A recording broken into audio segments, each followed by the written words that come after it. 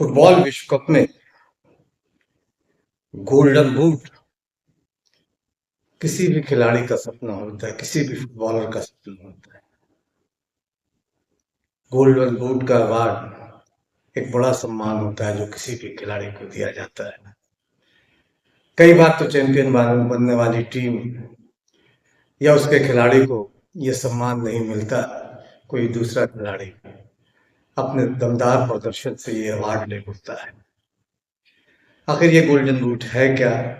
कब से शुरू हुआ? अब तक किसे मिला? इसे हम इस पर बात करेंगे इस वीडियो में। और साथ ही बात करेंगे कि अभी तक विश्व कप में 70 साल से जो एक रिकॉर्ड चला आ रहा है, वो रिकॉर्ड अब तक बरकरार है। दिग्गज फुटबॉलर, बड़े नामची फुटबॉलर आए, लेकिन 70 साल से बने उस रिकॉर्ड को कोई नहीं तोड़ पाया। लेकिन इससे पहले एक गुजारिश, एक निवेदन है कि अगर अभी तक आपने बादब बामुलाजा को सब्सक्राइब नहीं किया तो उसे सब्सक्राइब कीजिए, लाइक कीजिए और ज़्यादा से ज़्यादा शेयर कीजिए, ताकि फुटबॉल से जुड़े किस्से, कहानियाँ, रिकॉर्ड आप तक ज़्यादा से ज़्यादा पहुँचे। और बेल आइकन दबाना ज़रूर दबाएं। इससे हमारे किसी भी नए वीडियो की जानकारी आप तक फौरन पहुँचेगी। और अगर हमारा ये वीडियो आप फेसबुक पर देख रहे हैं तो हमारे फेसबुक पेज को फॉलो करें, लाइक करें और ज़्यादा से ज़्यादा शेयर करें। बातों को समझना है, जानना है तो वीडियो के में अंत तक ज़रूर बने रहें। आदाब, नमस्कार, मैं फजल इमाम मलिक। गोल्डन बूट, इसकी शुरुआत किन खिलाड़ियों को इसे मिला है, आज के इस वीडियो में हम इस पर बात करेंगे। गोल्डन बूट किसी भी खिलाड़ी के लिए बहुत बड़ा सम्मान होता है और जिस खिलाड़ी को मिलता है उसका एक अपना विश्व कप में वो अपने प्रदर्शन से लोगों को सम्मोहित करता है। और यही वजह है कि उसे गोल्डन बूट जैसा गोल्डन बूट के सम्मान से नवाजा जाता है। तो आज इस पे कुछ दिलचस्प जानकारी देंगे। वैसे कुछ बताने से पहले ये बता देना जरूरी है, बता दें कि गोल्डन गोल्डन बूट सोने का नहीं होता है, ये पीतल या तांबे जैसे किसी धातु का होता है और जिस पर 24 कैरेट सोने की पतली सी परत चढ़ी होती है। वैसे वर्ल्ड कप में हर टीम के हर खिलाड़ी का ये सपना होता है, इच्छा होती है कि उसमें इस प्रतिष्ठित अवार्ड को हासिल करे, इस प्रतिष्ठित सम्मान का हकदार बने। विश्व कप में हर खिलाड़ी इच्छा होती है कि वह ज्यादा से ज्यादा गोल कर अपनी टीम को फतह करे और फीफा का ये विशेष पुरस्कार, विशेष सम्मान हासिल करे। और फीफा सबसे विश्व कप में सबसे ज्यादा गोल करने वाले, गोल स्कोर करने वाले खिलाड़ी को ये सम्मान देती है, देती आ रही है। हालांकि दिलचस्प यह है कि पहले से गोल्डन शूज के नाम से जाना जाता था जब इस पुरस्कार की शुरुआत हुई। गोल्डन बूट पाने वाले खिलाड़ी को जिसे फीफा देता है या जो सबसे ज्यादा गोल करता है, विश्व कप में जिसके सबसे ज्यादा गोल कर होते हैं उसे यह सम्मान दिया जाता है। और ये व्यक्तिगत होता है और ये व्यक्तिगत सबसे बड़ा सम्मान होता है। हालांकि इस बीच गोल्डन बॉल भी का भी एक सिलसिला चला और बेहतरीन गोलकीपर के लिए गोल्डन ग्लव्स का भी सम्मान दिया जाता है। लेकिन गोल्डन बूट्स का अपना एक अलग जलवा है और ये सबसे बड़ा व्यक्तिगत सम्मान होता है। हालांकि विश्व कप की शुरुआत में गोल्डन बूट का कोई वजूद नहीं था, कोई गोल्डन बूट या इस तरह की कोई चीज की शुरुआत नहीं की थी। किसी ने सोचा भी नहीं था इस पे कि इस तरह का भी कोई पुरस्कार सम्मान मिले। लंबे अरसे तक जो ज्यादा गोल करते थे विश्व कप में सिर्फ उनका नाम रिकॉर्ड बुक में दर्ज हो जाता था, किसी तरह का सम्मान, किसी तरह का अवार्ड उन्हें नहीं दिया जाता था। लेकिन 1982 में फीफा ने इसकी शुरुआत की और तब इसका नाम, जैसा मैंने पहले जिक्र किया कि इसका नाम गोल्डन शूज रखा गया। और 2010 में 2010 में गोल्डन शूज से को बदलकर गोल्डन बूट्स का नाम दे दिया गया। तब से अब तक इसी नाम से यह सम्मान दिया जा रहा है। वैसे ये सवाल सवाल भी उठता है कि अगर एक ही विश्व कप में एक या एक से ज्यादा खिलाड़ियों ने बराबर बराबर गोल किए तब क्या होगा। हालांकि सिर्फ एक ही मौका ऐसा आया है जब विश्व कप में दो फुटबॉलरों को गोल्डन बूट्स के सम्मान से नवाजा गया। 1994 में अमेरिका में खेले गए विश्व कप के मुकाबले में रूस के ओलेगा सेलेको और बुल्गारिया के रिस्टो स्टोचकव को ये सम्मान मिला। दोनों को गोल्डन बूट के अवार्ड से नवाजा गया। दोनों ने 6-6 गोल किए थे।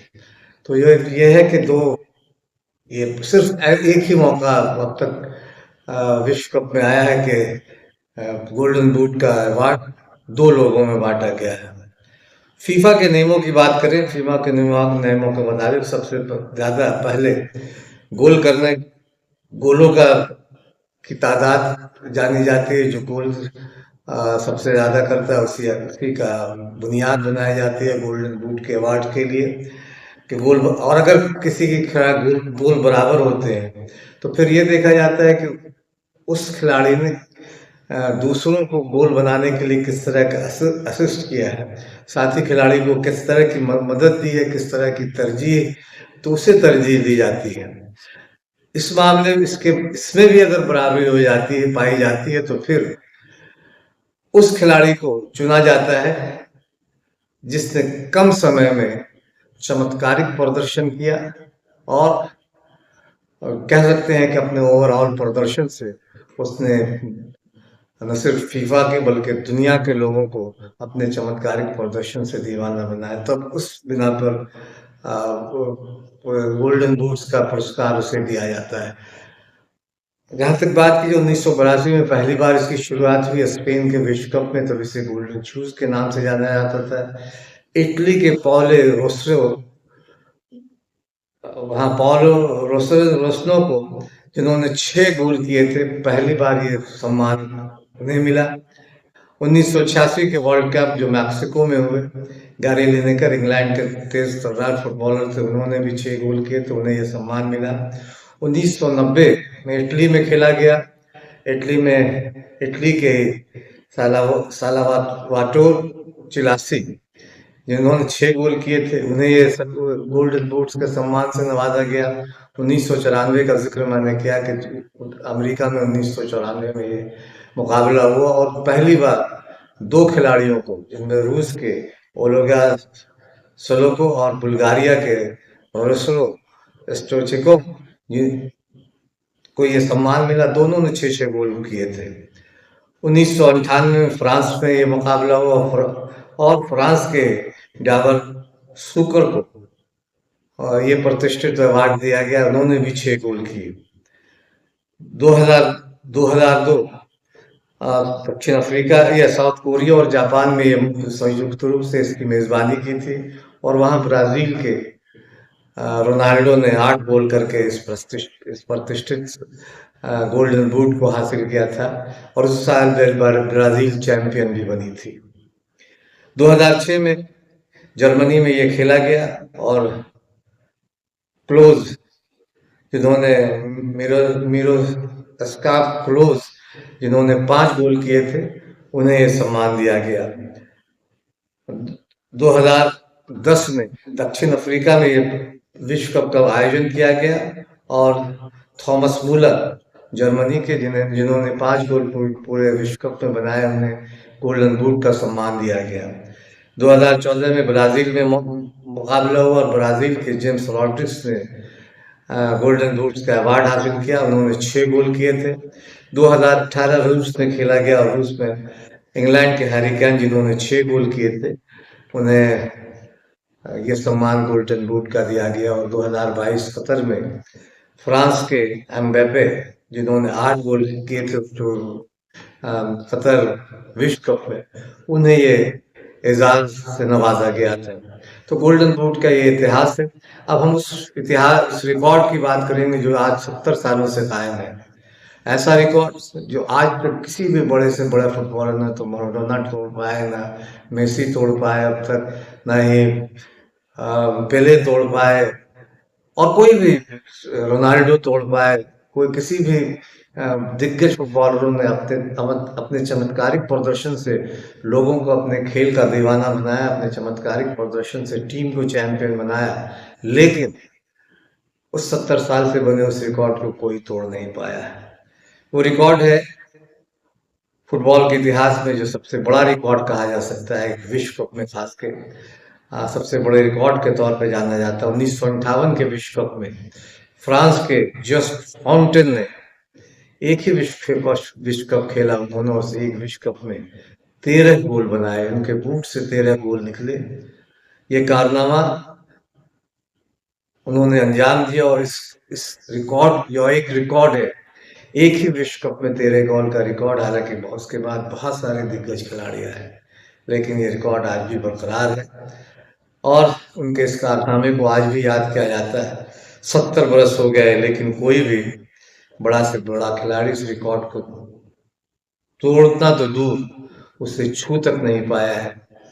2026 के वर्ल्ड कप में भी ये रिकॉर्ड बरकरार रहेगा, क्योंकि जितने भी बड़े खिलाड़ी हैं वो 6, 7, 8 गोलों से ज़्यादा उनके नाम। एम्बापे जो फ्रांस की टीम सेमीफाइनल में हार गई है, उनके सबसे दिग्गज खिलाड़ी एम्बापे ने 8 गोल किए, और अर्जेंटीना के मेसी के नाम 7 गोल है। तो 13 गोल करने का सपना अभी भी बहुत दूर है, उनकी पहुंच से बहुत दूर है 13 गोल का ये रिकॉर्ड। इसलिए ये रिकॉर्ड इस बार भी बरकरार रहेगा। देखना ये है कि आने वाले दिनों में, यानी आने वाले विश्व कप में ये रिकॉर्ड टूटता है या फिर इसी तरह बरकरार रहता है। फुटबॉल के रोचक किस्सों में आज बस इतना ही। अगली बार फिर मिलेंगे किसी नए वीडियो में, नए किस्से, नए रिकॉर्ड्स, नई जानकारियां के साथ। अंत में एक बार फिर कि अगर अभी तक आपने बहादुर बामलाजा को सब्सक्राइब नहीं किया है तो इसे सब्सक्राइब कीजिए, लाइक कीजिए और ज़्यादा से ज़्यादा शेयर कीजिए।